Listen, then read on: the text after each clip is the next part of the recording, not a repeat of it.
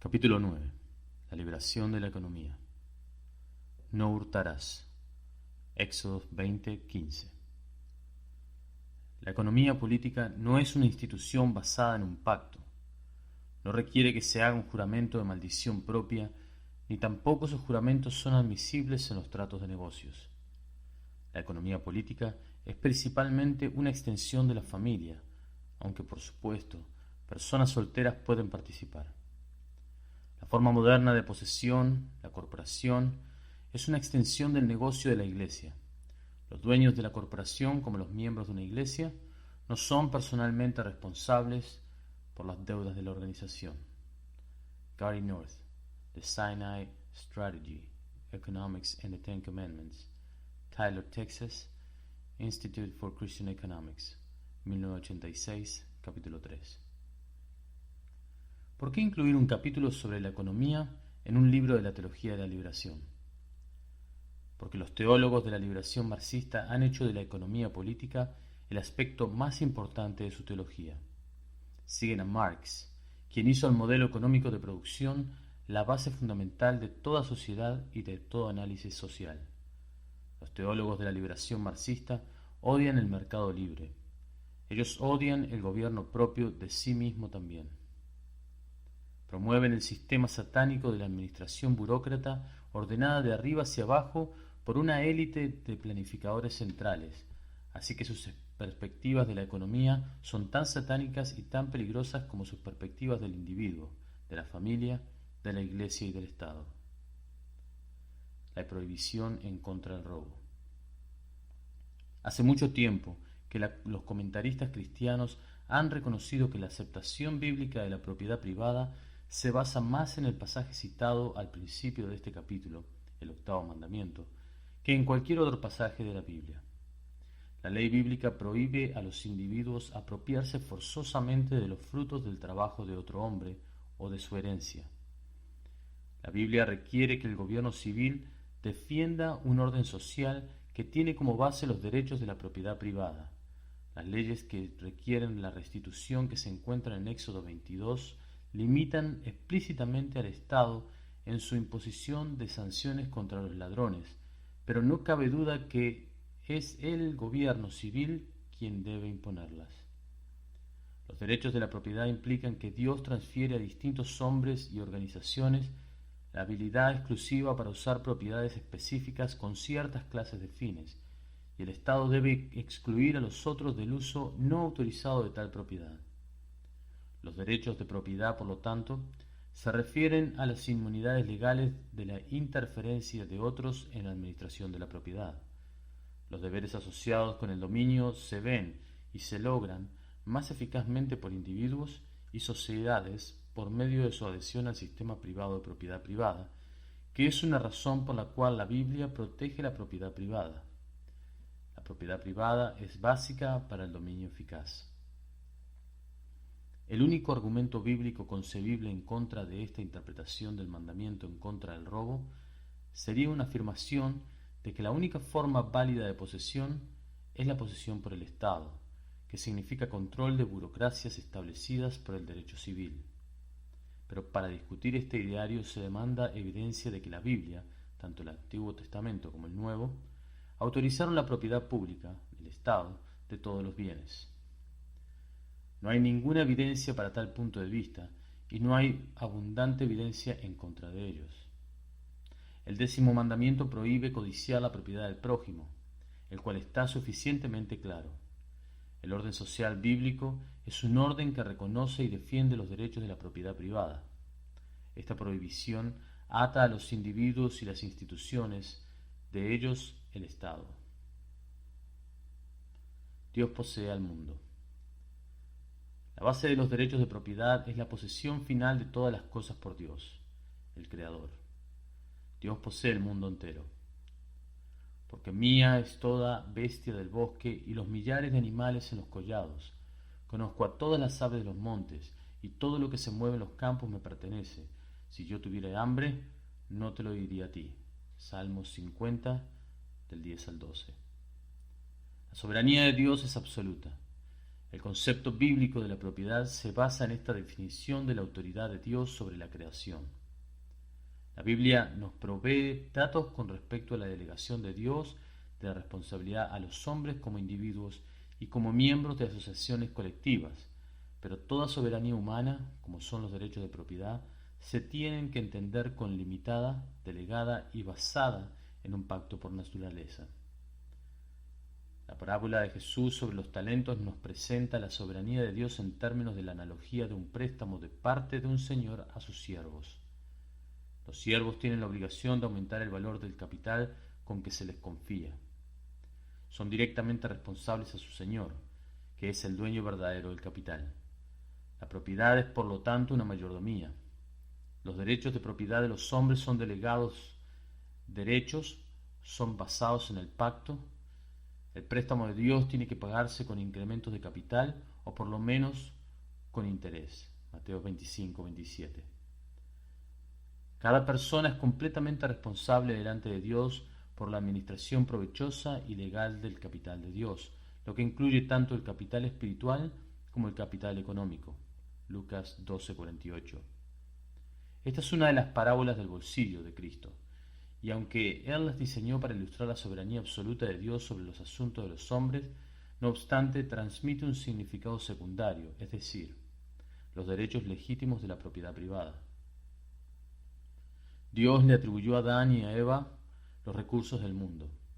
Fueron responsables por el pacto de cuidar y extender esta base de capital cuando Dios estableció su pacto de dominio con ellos. Este mismo pacto se estableció de nuevo con Noé y su familia, Génesis 9 del 1 al 7. En la condición original sin pecado de Adán y Eva, esta distribución inicial de los recursos de la tierra, Dios podía hacer según una armonía original de los intereses del hombre. Esta armonía incluía la jerarquía porque Eva estuvo funcionalmente subordinada a Adán, aunque no éticamente inferior. La armonía diseñada por Dios de intereses nunca fue una relación igualitaria. Tampoco es igualitaria en el mundo después de la caída. La Iglesia, como el cuerpo de Cristo, se describe de igual manera en términos de una unidad orgánica que debiera ser armoniosa, con cada miembro siendo esencial para el funcionamiento correcto del todo, pero con cada miembro realizando tareas distintas. 1 Corintios 12. Todos están bajo Cristo, la cabeza de la Iglesia. Efesios 5:23. El universo de Dios está ordenado. Hay una regularidad en los asuntos económicos ordenada por Dios. Hay una relación previsible y legal entre la diligencia personal y la riqueza, entre la pereza y la pobreza. Perezoso, ¿hasta cuándo has de dormir? ¿Cuándo te levantarás de tu sueño? Un poco de sueño, un poco de dormitar, y cruzar por un poco las manos para reposo. Así vendrá tu necesidad como caminante y tu pobreza como hombre armado. Proverbios 6, del 9 al 11. Las riquezas de vanidad disminuirán, pero el que recoge con mano laboriosa las aumenta. Proverbios 13, 11. Esto se aplica a individuos, a familias, a corporaciones y a naciones. No todo hombre y organización que sirve a Dios prosperará económicamente en el tiempo y en la tierra, y cada hombre malvado no perderá su riqueza durante su vida. Lucas 16, del 19 al 31. Pero al final habrá una correlación significativa entre fidelidad al pacto y la prosperidad externa. A largo plazo, la riqueza del pecador se acumula para el justo. Proverbios 13, 22. Este mismo principio se aplica a grupos raciales, culturales y nacionales. Deuteronomios 8. La pobreza a lo largo plazo de una sociedad es una señal del juicio de Dios. La ley basada en el pacto gobierna la esfera de la economía política.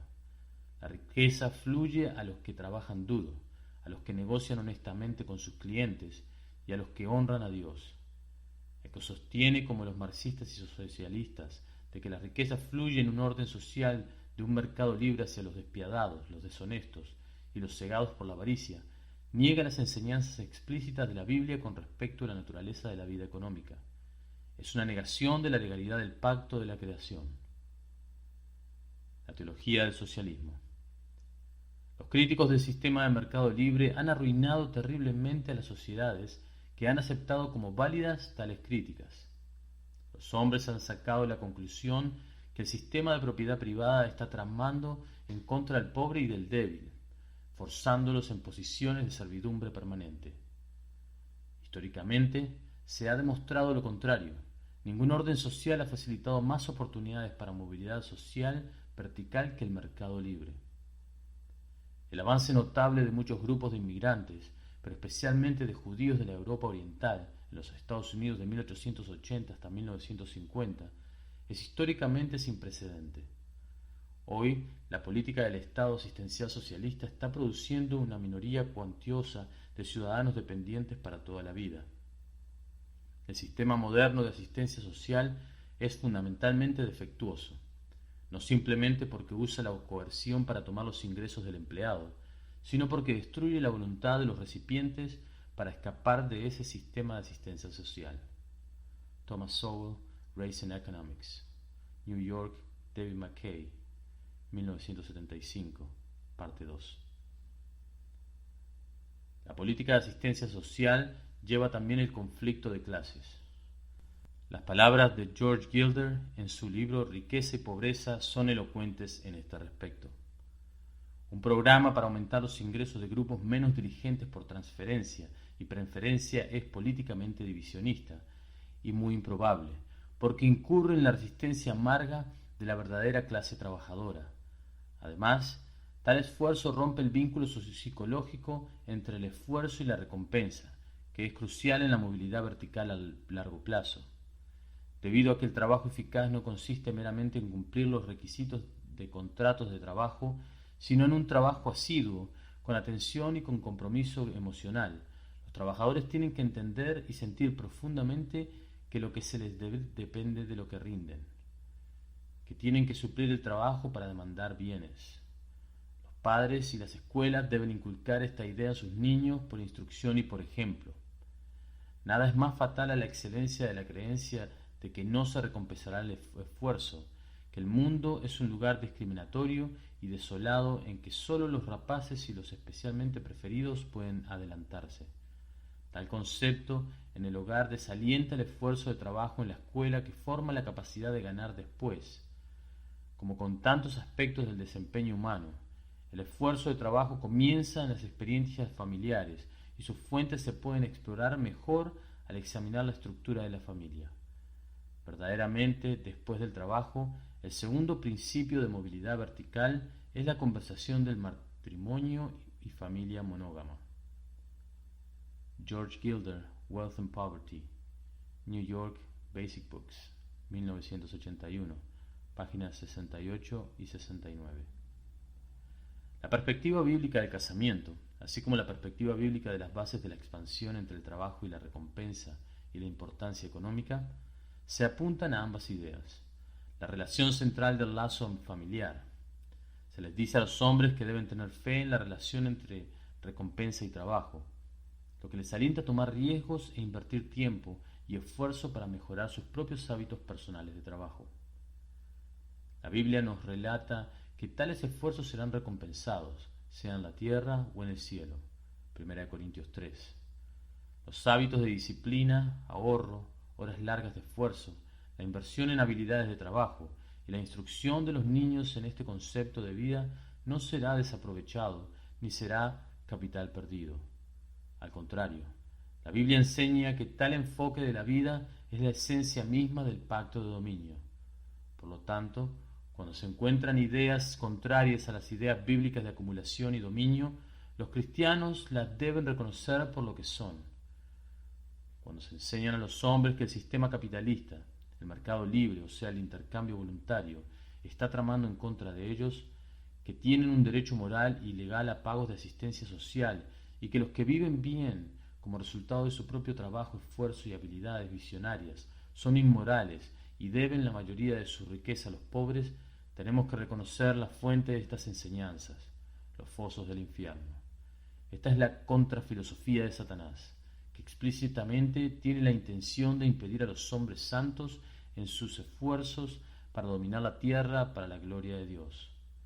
Esta idea radicalmente antibíblica no es simplemente una cuestión de error intelectual, es una manera de pensar consciente de destrucción, una estructura sistemáticamente antibíblica que se ajusta para destruir a los cristianos exitosos por medio de una culpa falsa y de parálisis. Que tales enseñanzas sean populares entre los intelectuales cristianos en los postreros años del siglo XX solo testifica de su ignorancia verdaderamente profunda. A la verdad, su ceguera judicial. Mateos 3, del 14 al 15. Con respecto a la ética bíblica y la teoría económica bíblicas. Los cristianos han adoptado la política de envidia de los humanistas seculares, especialmente en las aulas de las universidades y de los seminarios. Vivimos en una edad de manipuladores de culpa, y parte de ellos usan las escrituras para sus propios fines malignos. La propiedad y la democracia. El mandamiento contra el robo no es usted no hurtará a menos que sea por el voto de la mayoría. Necesitamos tener derechos de propiedad privada que sean respetados no solo por los criminales, sino también por los ciudadanos que encuentran que pueden extraer la riqueza de otros por medio del poder del Estado. Además, los derechos de propiedad privada tienen que ser respetados por los comercios que buscan sacar ganancias que de otra manera solicitarían ayuda económica al Estado, tarifas, cuotas de importaciones, préstamos del gobierno a tasa de interés reducido, etc. El violar este principio es pedir por el así llamado Estado corporativo, otra forma del Estado asistencial, el fascismo, el capitalismo de monopolio o lo que sea. Cada vez que se ha construido un sistema como tal, se ha llegado a reducir la productividad y a aumentar la burocracia. Los políticos simplemente no son suficientemente competentes para planear una economía completa. El promover un sistema de planificación del Estado y protección de la industria es un uso ilegítimo de la urna electoral, es decir, la política de presión democrática. Consideremos un ejemplo que se ha debatido desde la Revolución Puritana del 1640 hasta hoy. El requisito de la propiedad para votar. En los años 1640, Oliver Cromwell, el líder militar puritano de Inglaterra, dirigió sus fuerzas a la victoria sobre el rey Carlos I. En los debates Putney del nuevo ejército ejemplar de Cromwell en 1647, Ayrton, el yerno de Cromwell, debatió contra Gainsborough, el representante de la facción democrática, los Levelers. Los Levelers no eran comunistas, pero estaban comprometidos a un derecho político mucho más amplio. Los comunistas de la Revolución Inglesa fueron los Diggers, que se llamaron a sí mismos los verdaderos Levelers. Gainsborough discutió que como todos los hombres estaban bajo las leyes de una nación, merecían una voz en los asuntos del gobierno civil. Ayrton contraatacó con una defensa enérgica de los derechos de propiedad. Un hombre tiene que estar comprometido en la sociedad, que significa tener propiedad para defender, si se le va a confiar el derecho de votar. Los hombres sin intereses permanentes en la sociedad, la propiedad, en otras palabras, son demasiado peligrosos cuando se les entrega el poder del gobierno civil. El requisito de propiedad es crucial para preservar la sociedad en un orden democrático. Y si quitáramos esto, le tendríamos que quitar toda la propiedad y el interés que cualquier hombre tiene, bien sea en la tierra heredada o en la propiedad o en cualquier otra cosa. A.S.P. Woodhouse, Puritanism and Liberty, London, 1938, página 53. 2 siglos después, Karl Marx llegó a la conclusión más o menos lo mismo, salvo que él favoreció la abolición del requisito de propiedad para votar, precisamente porque destruiría la propiedad privada. El Estado, como Estado, abole la propiedad privada, en otras palabras, el hombre decreta por medios políticos la abolición de la propiedad privada, cuando abole el requisito de propiedad privada para los electores y representantes. ¿No se abole idealmente la propiedad privada cuando el que no es dueño de propiedad llega a legislar por el dueño de la propiedad? El requisito de propiedad es la última forma política en que se reconoce la propiedad. Karl Marx, On the Jewish Question, 1843. In T.B. Buttermore, Karl Marx Early Writings, New York, McGraw-Hill, 1964. páginas 11 y 12. La democracia estaría sana si los hombres entendiesen que es inmoral botar la riqueza de otra gente en sus propios bolsillos, y si ellos obedecieren el mandamiento que no hurtar. Llegará el día cuando la ley de Dios que está en los corazones de los cristianos estará en los corazones de todos los hombres. Hebreos 8, del 8 al 11. Y no abusarán de sus derechos democráticos. Hasta entonces, el pecado seguirá dirigiendo a los hombres a votar por el socialismo, por el fascismo y por el comunismo. El Estado como protector. Toda propiedad es de Dios. Él ha establecido reglas para el cambio, la transmisión y el aprovechamiento de esta propiedad. El robo es prohibido explícitamente. La ley de Dios nos ofrece la jurisprudencia que nos capacita para definir bíblicamente el robo. Por ejemplo, no es robo si un viajero coge una manzana de un árbol y se la come mientras que anda por el camino. Deuteronomio 23, del 24 al 25. Aún más, sí es robo si el dueño de la propiedad agrícola no deja el fruto caído en el suelo para los espigadores. Deuteronomio 24 y 19. La Biblia es nuestra regla práctica de lo que constituye el robo, y no el economista inglés Adam Smith ni Karl Marx. Dios requiere que el gobierno civil sirva como protector de la propiedad. Tiene que honrar las leyes de propiedad que están establecidas en la Biblia. No se debe enjuiciar a un hombre como toma unas pocas mazorcas del campo de su prójimo. Cristo y los discípulos no fueron culpables de robo cuando así lo hicieron. Mateo 12:1. El gobierno civil puede obligar legítimamente al dueño de una finca a que él respete las leyes de espigar, pero el gobierno civil no puede decir legítimamente cuáles personas tienen que ser permitidas en el campo para espigar. El dueño de la propiedad tiene ese cargo, así como vos. Ruth 2, del 3 al 12. Esta perspectiva del robo y la protección no está en conformidad ni con el socialismo moderno ni con el libertarianismo moderno. En el primer sistema, el socialismo, el Estado colecciona los diezmos para sí mismo y muchas veces el diezmo de Dios, para usarse para propósitos de los cuerpos políticos y burocráticos especifican. En el segundo sistema, el libertarianismo, anarquismo, toda coerción en contra de la propiedad privada se define como robo, incluso los impuestos mismos, en algunos sistemas libertarianos. No obstante, las reglas prácticas de la Biblia son los válidos, y la Biblia es clara: no hay soberanía absoluta en ninguna persona ni institución. Indudablemente, existen límites en el uso de la propiedad privada, pero estos límites son mínimos. Teniendo en cuenta los principios bíblicos del robo, el gobierno civil se convierte en un soberano legítimo en el área de la prevención y castigo del robo. No es la única institución, sino una de ellas, y la que tiene la autoridad legal de imponer sanciones económicas en contra de los ladrones.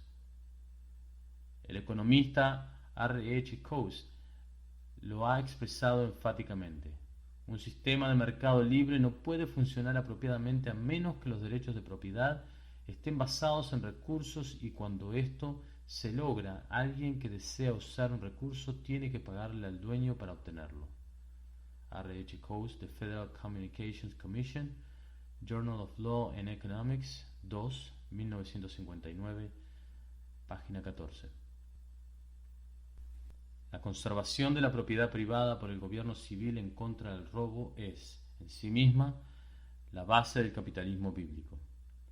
Al definir los límites de propiedad y al proteger la propiedad del ataque coercivo de hombres violentos y de prácticas fraudulentas, un gobierno civil que honra a Dios establece la base de la expansión económica y la prosperidad.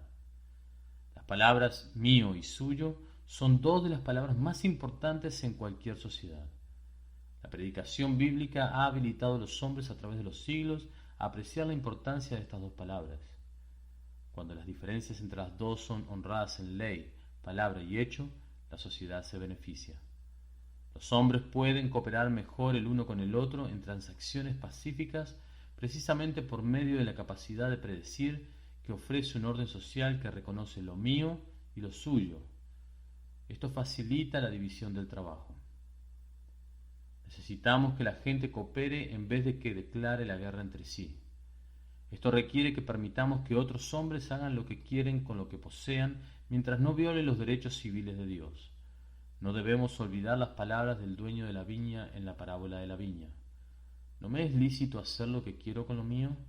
¿O tienes envidia porque yo soy bueno? Mateo 20:15. El economista Harold Dempsey, que ha visto la importancia de los derechos de la propiedad desde la perspectiva de cooperación social. Los derechos de propiedad son un instrumento de la sociedad y derivan su significado del hecho de que ayudan a un hombre a formar esas esperanzas que él razonablemente puede tener cuando hace convenios con los demás. Estas esperanzas se encuentran expresión en las leyes, en las costumbres y en las normas de una sociedad. Un dueño de derechos de propiedad posee el consentimiento de su prójimo para permitirle actuar en formas particulares. Dempsey, Towards a Theory of Property Rights, 1967, en E.G. Furbton, en Pejevich. The Economics of Property Rights, Cambridge, Massachusetts, Ballinger, 1974, página 31. Los hombres pueden hacer contratos los unos con los otros y gozar de los frutos de sus decisiones con respecto a la mayordomía de los recursos de Dios. Para volver ahora a un tema familiar, los derechos de propiedad reducen las áreas de la incertidumbre en la vida. El Estado como Salvador. El Estado es una institución mesiánica en el mundo moderno y es un destructor del capital. El Estado Moloch consume el futuro económico de sus adoradores y el futuro económico de los herederos de sus adoradores. El Estado Moloch, como la fábrica contaminante, es un agente coercivo que destruye el capital de la economía política, pero la fábrica contaminante puede proveer empleo productivo para los residentes locales y prestar a los consumidores con bienes a bajo precio, más barato que si la fábrica tuviera que pagar por el equipo de control de contaminación.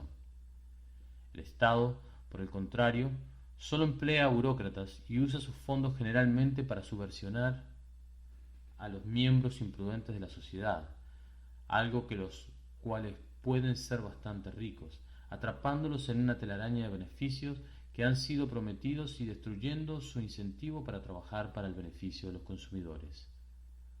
Pero ¿cómo pueden los ricos ser imprudentes? Por imprudente quiero decir uno que derrocha su capital o el capital entregado a él por otros.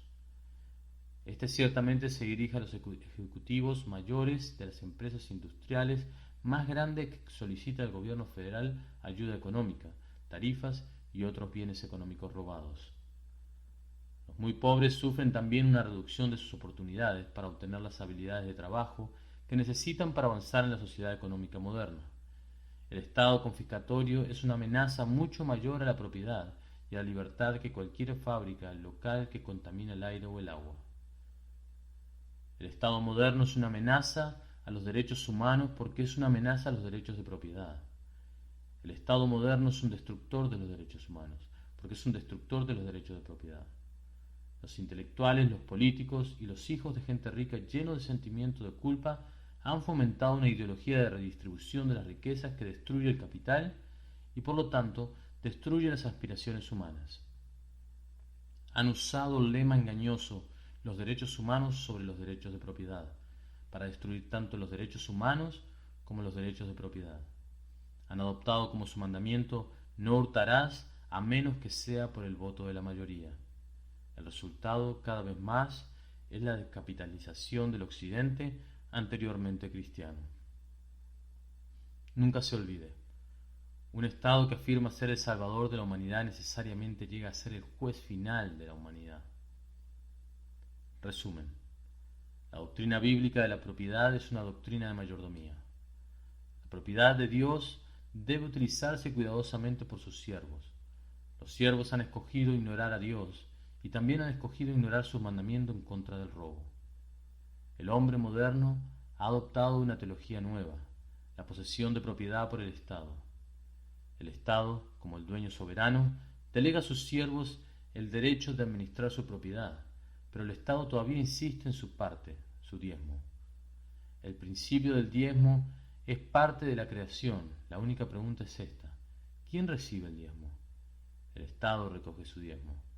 Como un economista resumido: gana usted y el Estado gana con usted. Pierde usted y usted pierde solo. Esa es la regla para el rico y la clase media, de todos modos. El Estado moderno es un ladrón. Cuando Samuel advirtió a la nación de Israel en contra de escoger a un rey para gobernar sobre ellos, él trató de asustarlos diciéndole que el rey extraería un diezmo del 10%. Primera de Samuel 8:15 al 17. La dinastía burocrática más grande del mundo antiguo, Egipto, tomó el 20% como su diezmo. Génesis 47:26. No hay un estado industrial en el occidente que extraiga tan poco como Egipto extrajo. De hecho, en la mayoría de los casos, una tasa tributaria de la quinta parte de la productividad de una nación constituiría una reducción de impuestos de por lo menos el 50%. La propiedad privada reduce la incertidumbre.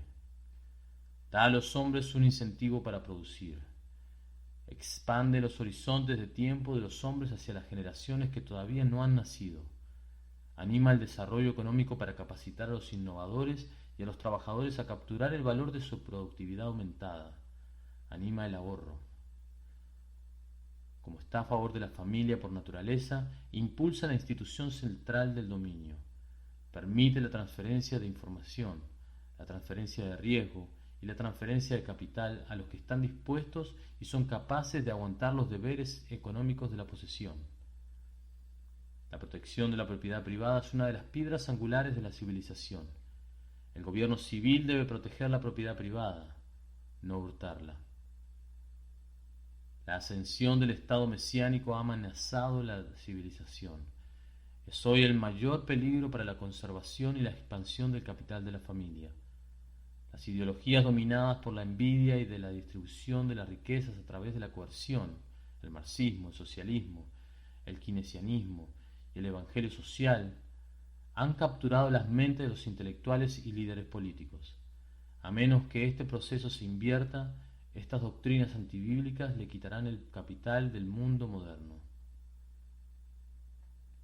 En resumen: 1. La economía política no es una institución basada en el pacto. No hace falta un juramento de maldición propia. 2.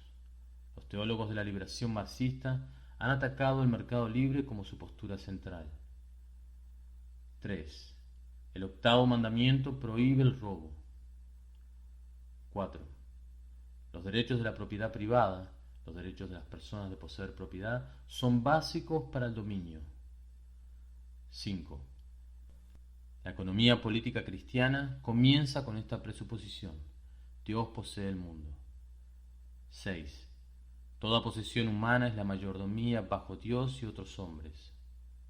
7. Las instituciones económicas son jerárquicas. 8. La igualdad de las riquezas es una meta satánica. 9. La Biblia enseña que hay una relación íntima entre la pobreza y la pereza. 10. La pobreza es a largo plazo, es una maldición específica de Dios en una sociedad rebelde. 11. La riqueza fluye a los que trabajan duro y honestamente. 12. El mercado libre provee la mayor movilidad económica y social hacia arriba. 13. La política del Estado benefactor enseña el conflicto de las clases. 14. Es inmoral enseñar a la gente que la libertad está tramada en contra de la honestidad y el trabajo dedicado. 15. El socialismo es una teoría consciente de destrucción. 16. Cuando la gente sin propiedad puede quitar por votación la propiedad de otros hombres, la sociedad, en principio, se ha convertido en socialista. Karl Marx. 17. El gobierno civil ha de ser un protector, especialmente un protector de la propiedad de la gente. 18. Esto exige la definición de los derechos de propiedad. 19. La meta es la cooperación social. 20.